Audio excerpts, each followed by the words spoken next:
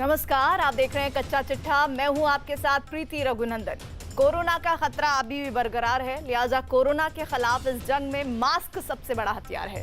News 18 mask के लिए मुहिम भी चला रहा है। #मास्क पहनो इंडिया। न्यूज 18 आप सबसे अपील करता है कि मास्क जरूर पहने, क्योंकि अभी के वक्त में यही सबसे बड़ा हथियार है। इसी के साथ आइए आज के प्रोग्राम की शुरुआत करते हैं। आपको बताते हैं कि कच्चा चिट्ठा प्रोग्राम में आज आपके लिए कौन सी विशेष रिपोर्ट हम लेकर आए हैं। बर्बादी का बलून बम। जी हां, आपने शायद ही पहले कभी सुना होगा कि एक बलून तबाही का सबब बन सकता है, लेकिन आज हम आपको दिखाएंगे कि कैसे इजराइल और फिलिस्तीन के बीच बलून से एक बार फिर जंग की ज्वाला भड़क उठी है। दरअसल फिलिस्तीन के आतंकी संगठन हमास ने इजराइल पर हमले के लिए इस बार रॉकेट की जगह बलून बम का इस्तेमाल किया। इन बलून बम से इजराइल के कई इलाकों में आग लग गई, जिसके बाद इजराइल ने जवाबी कार्रवाई करते हुए गाजा पर एयर स्ट्राइक कर दी। जानकारों का मानना है कि हमास की इस कायराना हरकत से सीजफायर समझौते के बाद एक बार फिर जंग के शोले भड़क सकते हैं।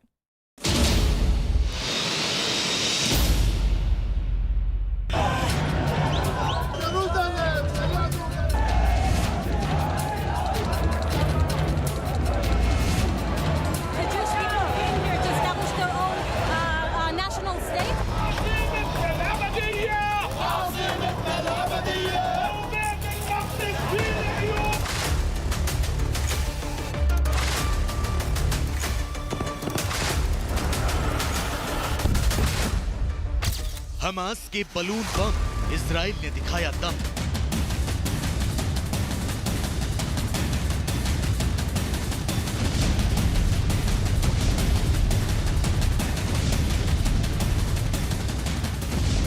हमास ने उकसाया, फिर शुरू होगी जंग।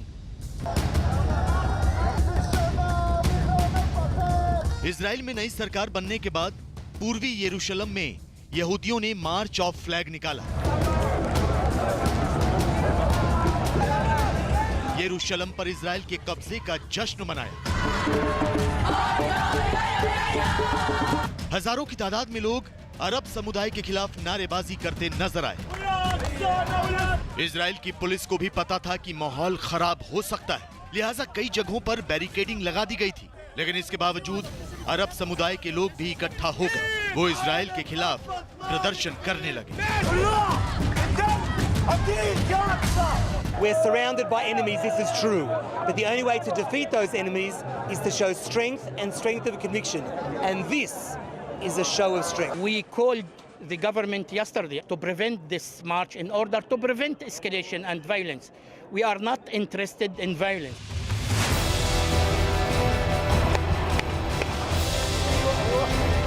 कुछ ही घंटों में पूर्वी यरूशलेम जंग के अखाड़े में तब्दील हो गया, लेकिन इस विरोध प्रदर्शन की आग में घी का काम किया हमास ने। जी हां, फिलिस्तीन के आतंकी संगठन हमास ने कुछ ऐसा किया जिससे गाजा शहर पर एक बार फिर बम बरसने लगे। रात के अंधेरे में गाजा शहर आग की लपटों में घिर गया।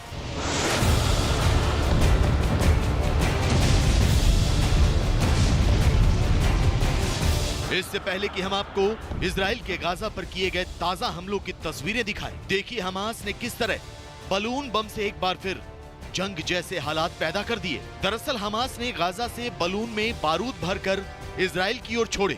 ये बलून जिन इलाकों में गिरे वहां आग लग गई।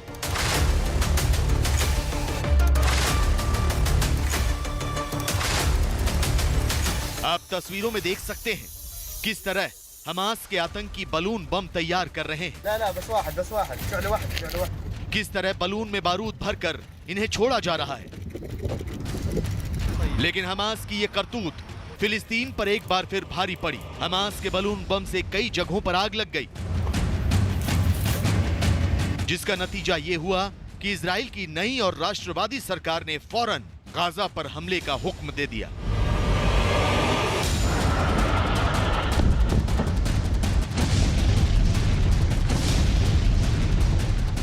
इसके बाद जो हुआ वो आपके टेलीविजन स्क्रीन पर है।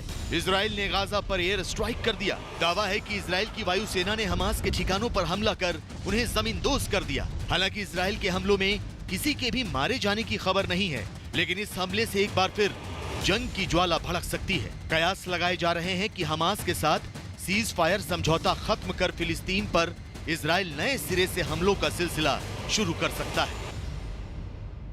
आज की तारीख में उन्होंने एयर स्ट्राइक करी है क्योंकि उनका कहना है कि हमास ने जो आग वाले गुब्बारे इजराइल की तरफ दागे हैं वो अपने आप में एक थ्रेट है।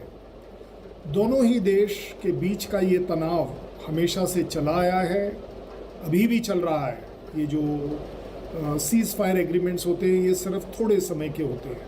हाँ, ये तनाव जंग का रूप हर रोज़ाना नहीं लेती, लेकिन हर थोड़े समय के बाद लेती है। जिस तरीके से अब वो दोनों वापस चल पड़े हैं, एस्केलेट होने में 2 मिनट लगेंगे कि यस एयर स्ट्राइक हुई, वहाँ से रॉकेट छूट गए और एक तरह की लड़ाई शुरू हो गई। जानकारों का मानना है कि इजराइल में नफ्ताली बेनेट की सरकार बनने के बाद गाजा और हमास के ठिकानों पर हमले बढ़ सकते हैं। इसलिए क्योंकि नफ्ताली बेनेट कट्टरपंथी यहूदी नेता के तौर पर जाने जाते हैं। बेनेट ज्यादातर यहूदी टोपी या कहें किप्पा लगाकर रखते हैं। नफ्ताली बेनेट फिलिस्तीन का वजूद नहीं मानते, हालांकि उन्होंने अपनी गठबंधन सरकार में अरब मुस्लिमों की पार्टी को भी शामिल किया है, लेकिन ऐसा माना जाता है कि वो कट्टर यहूदियों को नाराज नहीं कर सकते। बेनेट सरकार ही नहीं, इजराइल का अगर कोई एक नॉर्मल सिटीजन भी अगर कल प्राइम मिनिस्टर बन जाता है, उसका ये एम जरूर रहेगा कि हमास सवाल ही नहीं उठता कि वो एग्जिस्ट कर पाए, और उसके खिलाफ सभी इजरायली एकजुट हैं, चाहे वो नए प्रेसिडेंट प्राइम मिनिस्टर हो, चाहे वो पुराने हो। ये तो नेतन्याहू से भी अगर आज आप पूछेंगे तो उनका स्टैंड ज्यों का त्यों रहेगा। मुझे लगता है बेनेट सरकार अपने आप में एक एग्जेम्पलरी लड़ाई लड़कर देगी। 49 साल के नफ्ताली बेनेट ने खुले तौर पर फिलिस्तीन की आजादी और उसके अलग मुल्क बनाए जाने का सैकड़ों बार विरोध किया है। वेस्ट बैंक और यरूशलेम में यहूदियों की बस्तियां बसाने पर जोर देते रहे हैं। ऐसे में हमास ने अगर बलून बम या रॉकेट हमले कर इजराइल को उकसाने की कोशिश की तो नफ्ताली बेनेट पहले से कहीं ज्यादा और घातक हमले कर उसके ठिकानों को तबाह करने का ऑपरेशन छेड़ सकते हैं, जिससे होगा ये कि गाजा शहर एक बार फिर धुएं और बारूद के बादलों में गुम हो जाएगा। एक बार फिर गाजा लाशों के शहर में तब्दील हो सकता है।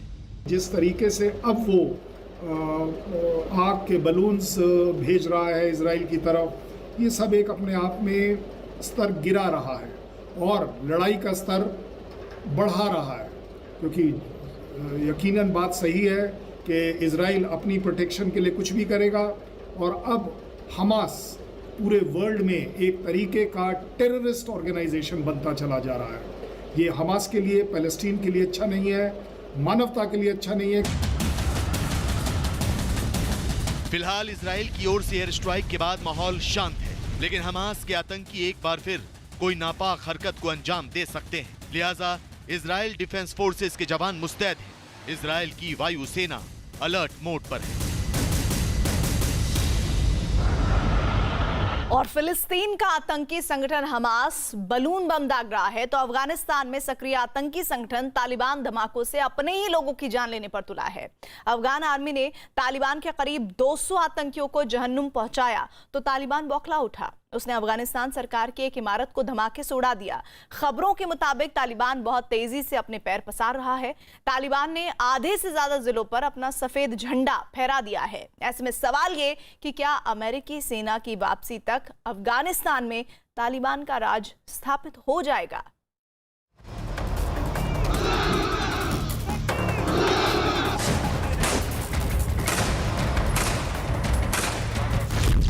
अफगान सेना का वार, तालिबान का पलटवार।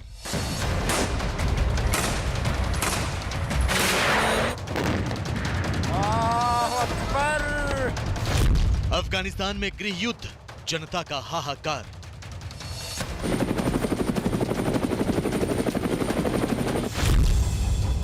इस साल सितंबर तक अमेरिका की सेना अफगानिस्तान छोड़कर चली जाएगी। करीब 20 साल से ज्यादा का वक्त गुजारने के बाद अमेरिकी फौज वतन लौट जाएगी, लेकिन अमेरिकी फौज की पूर्ण वापसी से पहले ही आतंकी संगठन तालिबान ने जंग का ऐलान कर दिया है। तालिबान धीरे धीरे अफगानिस्तान में एक बार फिर अपने पैर पसारता जा रहा है। ये कहना गलत नहीं होगा कि अफगानिस्तान में तालिबान का सफेद झंडा लहराने लगा है। यकीन नहीं होता तो ये वीडियो देखिए।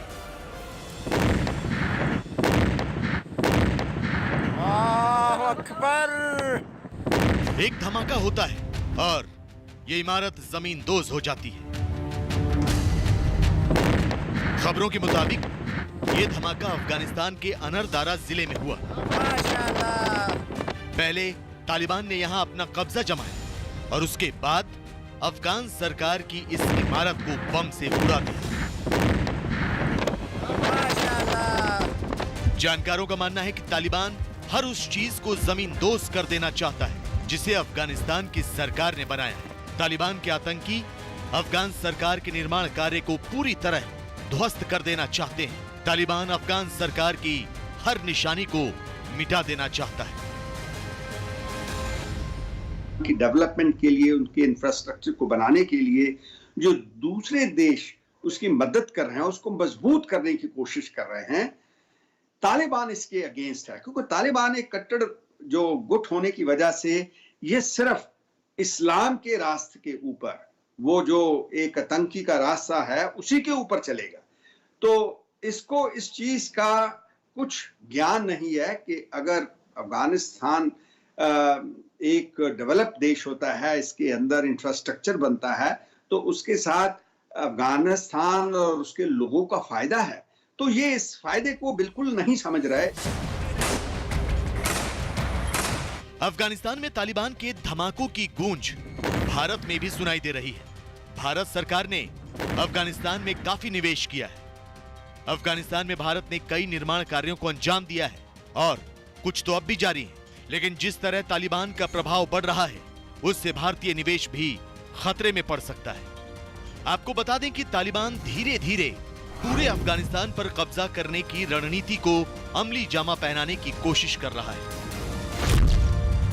अफगानिस्तान में कुल 421 जिले हैं। इनमें से 106 जिलों पर तालिबान ने कब्जा कर लिया है, जबकि अफगान सेना सिर्फ 94 जिलों पर काबिज है।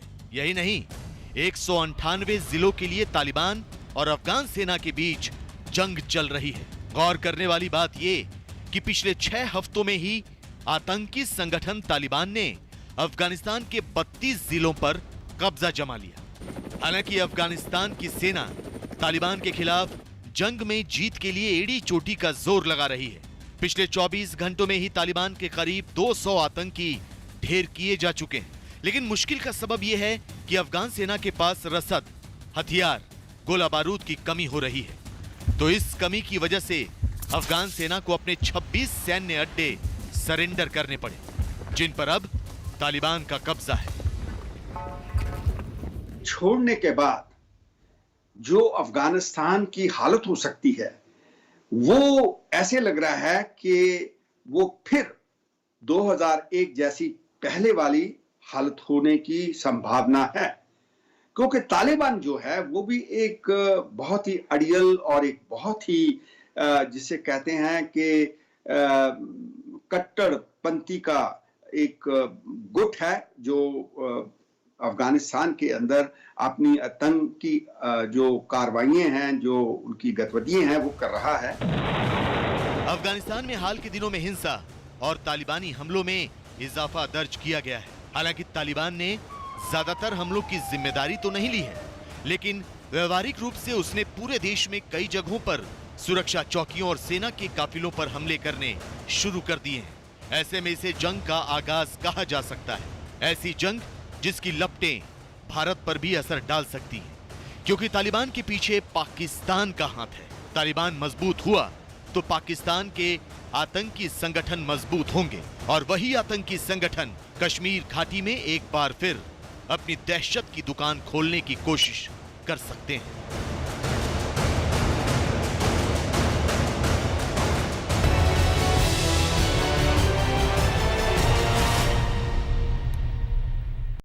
और अब बात डरे ड्रैगन की। अमेरिका और यूरोपीय देशों की मुखालफत से चीन को गहरी चोट पहुंची है। चीन के विस्तारवाद के खिलाफ अमेरिका के ऐलाने जंग से चीन की साख गिर गई है, लिहाजा अब डरे ड्रैगन ने एक बार फिर डंक मारने की कोशिश की है।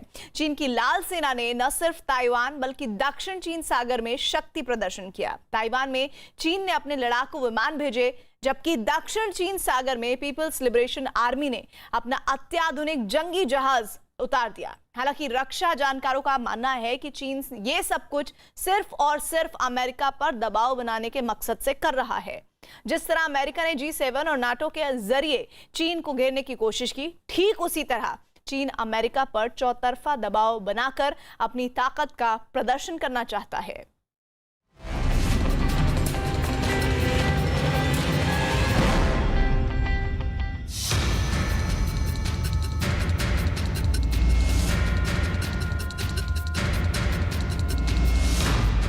अमेरिका की ललकार, ड्रैगन का यलगार।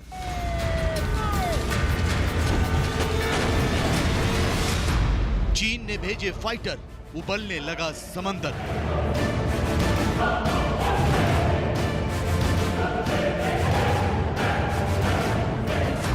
दुनिया में बढ़ा तनाव, ड्रैगन देगा बड़ा घाव।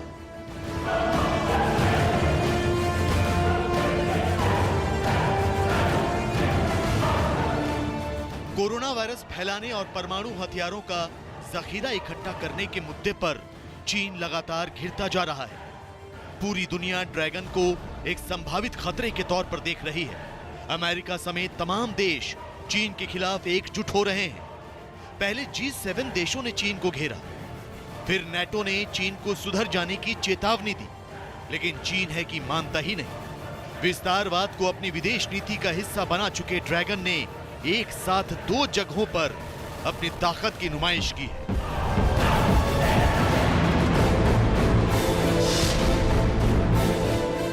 चीन ने पहले तो ताइवान के हवाई क्षेत्र का एक बार फिर उल्लंघन किया। चीन ने अपने लड़ाकू विमान ताइवान भेजे। इसके बाद चीन ने दक्षिण चीन सागर में अपनी धमक दिखाने की कोशिश की। लाल सेना ने यहां अपने नए और अत्याधुनिक मिसाइल डिस्ट्रॉयर जंगी जहाज को उतार दिया। ताइवान के साथ चीन की अदावत बहुत पुरानी है। ताइवान ने चीन के आधिपत्य को कभी स्वीकार नहीं किया। ताइवान अपने संविधान और अपने विधान के तहत चलता रहा, लेकिन हाल के दिनों में शी जिनपिंग ने ताइवान पर कब्जे की कोशिश तेज कर दी। ताइवान की सरकार को अस्थिर करने की कोशिशों के साथ शी जिनपिंग ने उस पर अपना हक जताना शुरू कर दिया। नतीजा यह हुआ कि अमेरिका को मैदान में कूदना पड़ा। अमेरिकी राष्ट्रपति जो बाइडेन ने G7 सम्मेलन के दौरान भी ताइवान के मुद्दे पर चीन को लताड़ लगाई और चेतावनी दी, लेकिन चीन नहीं माना। चीन ने अपनी हेकड़ी दिखाते हुए ताइवान पर दबाव बनाने की एक और कोशिश की। ताइवान के रक्षा मंत्रालय ने दावा किया है कि चीन ने मंगलवार को ताइवान की ओर अपने 28 लड़ाकू विमान भेजे। ताइवान की तरफ आए विमानों में 14 J-16 और 6 J-11 लड़ाकू विमान भी शामिल थे। हालांकि इसके बाद ताइवान की वायु सेना ने फौरन प्रतिक्रिया देते हुए अपने लड़ाकू विमानों के दस्ते को तैनात कर दिया। यही नहीं, ताइवान ने अपने एयर डिफेंस सिस्टम के जरिए द्वीप के दक्षिण पश्चिम भाग में निगरानी बढ़ा दी। ताइवान की माने तो पिछले 1 साल से चीन के लड़ाकू विमान लगभग रोजाना ताइवान की तरफ उड़ान भर रहे हैं। लेकिन गौर करने वाली बात यह है कि मंगलवार को अब तक सबसे अधिक संख्या में एक ही दिन में चीन ने लड़ाकू विमान ताइवान भेजे। G7 और नाटो राष्ट्रों की आलोचनाओं और चेतावनियों के बावजूद ऐसी रिपोर्ट्स हैं कि चाइना ने ताइवान के एयर डिफेंस आइडेंटिफिकेशन जोन का अब तक का सबसे बड़ा इंकर्जन किया है और चाइना ने अपने 28 लड़ाकू विमानों को ताइवान के एयर डिफेंस आइडेंटिफिकेशन जोन में भेजा और जिसमें कि फाइटर्स विमान भी शामिल है और न्यूक्लियर कैपेबल बमर्स भी शामिल रहे। और जाहिर है कि इस तरीके का वायलेशन करके चाइना ने G7 और नाटो राष्ट्रों की दी गई चेतावनियों को बिल्कुल से नजरअंदाज कर दिया या उन्हें चुनौती देने की कोशिश की। G7 समूह के देशों ने 3 दिन पहले ही बयान जारी कर ताइवान के मुद्दे को शांतिपूर्ण तरीके से सुलझाने का आह्वान किया था। हालांकि चीन के विदेश मंत्रालय के प्रवक्ता झाओ लिजियान ने कहा था कि G7 समूह जानबूझकर चीन के अंदरूनी मामलों में हस्तक्षेप कर रहा है। लेकिन इसके बाद जिस तरह से चीन ने अपना शक्ति प्रदर्शन किया और ताइवान की ओर फाइटर जेट भेजे, उससे जाहिर होता है कि चीन को ना तो G7 की परवाह है और ना ही नेटो की। ऐसे में बहुत मुमकिन है कि ताइवान के मुद्दे पर अमेरिका एक शक्तिशाली गठजोड़ बनाए और चीन को सबक सिखाने की तैयारियों को तेज करे। कम्युनिस्ट शासकों का रुख ताइवान के प्रति लगातार एग्रेसिव होता जा रहा है। पहले चाइना के कम्युनिस्ट शासक ताइवान के पीसफुल यूनिफिकेशन की बात करते थे, लेकिन अब हाल की कम्युनिस्ट पार्टी की जो बैठकें हुई हैं चाइना में, उसमें पीसफुल शब्द उन्होंने हटा दिया है। अब वो सिर्फ यूनिफिकेशन की बात करते हैं। तो ऐसे में इस बात की संभावना से इनकार नहीं किया जा सकता कि चाइना ताइवान के ऊपर बलपूर्वक ऑक्युपाई करने की कोशिश कर सकता है। लेकिन यदि चाइना ताइवान के ऊपर कोई हमला करता है तो जाहिर है कि ताइवान के पक्ष में पूरा विश्व का जो लोकतांत्रिक समाज है वो खड़ा होगा। अमेरिका और दूसरे यूरोपीय देशों के साथ बढ़ते तनाव के बीच ड्रैगन ने दक्षिण चीन सागर में मिसाइलों को नष्ट करने वाले युद्धपोत को भी उतार दिया है। चीन की पीपल्स लिबरेशन आर्मी की नौसेना में इसी साल type 052D guided missile destroyer the नैनिंग को नौसेना में शामिल किया गया था। तो ग्लोबल टाइम्स की एक रिपोर्ट के मुताबिक चीन ने सैन्य अभ्यास के दौरान पहली बार इसे दुनिया के सामने पेश किया है। आपको बता दें कि चीन ने टाइप 052D डिस्ट्रॉयर की 3 खेप तैयार की है। हालांकि पहली 2 दिखने में काफी अलग हैं, लेकिन तीसरी को कहीं ज्यादा आधुनिक बनाया गया है। अभ्यास के बाद ये संकेत मिले हैं कि द नैनिंग डिस्ट्रॉयर तेज गति के साथ लड़ाई करने में माहिर है।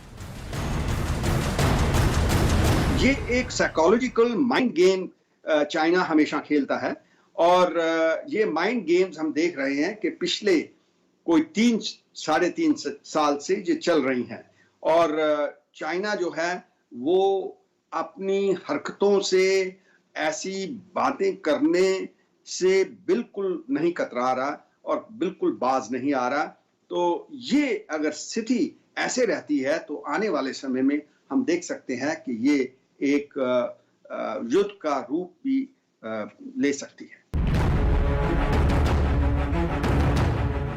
मीडिया रिपोर्ट्स की माने तो चीन ने अभी और भी बहुत से हथियार तैयार करके रखे हैं और जल्द ही उनका भी गहरे नीले पानी में परीक्षण किया जाना है। ऐसे में सवाल ये कि क्या सुपर पावर अमेरिका और उसके सहयोगी देशों की चेतावनी के बावजूद ड्रैगन दक्षिण चीन सागर में अपनी मनमानी करता रहेगा? क्या चीन जानबूझकर दक्षिण चीन सागर को जंग की आग में झोंकने की कोशिश करता रहेगा?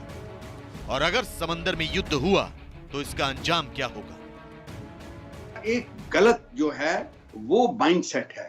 इसको ठीक करने के लिए ही हम देखते हैं कि दुनिया के दूसरे जितने भी तमाम देश हैं, जैसे अमेरिका और उसके एलाइज हुए, जहां क्वाड की फोर्सेस हुई, वो कहती हैं कि इंटरनेशनल ऑर्डर जो है, जो इंटरनेशनल कानून है, उसके मुताबिक चाइना को चलना चाहिए, ना कि उसको अपनी मनमानी करनी चाहिए। तो ये जो एक उसका एक गलत माइंडसेट है, इसी को लेकर एक टकराव जो है वो हम देखते हैं कि साउथ चाइना सी से पिछले 3.5 साल से चल रहा है। दुनिया पर कोरोना महामारी थोपने वाला चीन अपनी काली करतूतों से तौबा नहीं करने वाला। चीन एक राष्ट्र के तौर पर नहीं बल्कि तबाही के सामान के तौर पर खुद को स्थापित करता जा रहा है। चीन के राष्ट्रपति शी जिनपिंग अपनी महत्वाकांक्षाओं को किसी भी कीमत पर पूरा करना चाहते हैं। ऐसे में चीन पर जितनी जल्दी लगाम लगाई जाएगी उतनी जल्दी खतरा टल सकता है।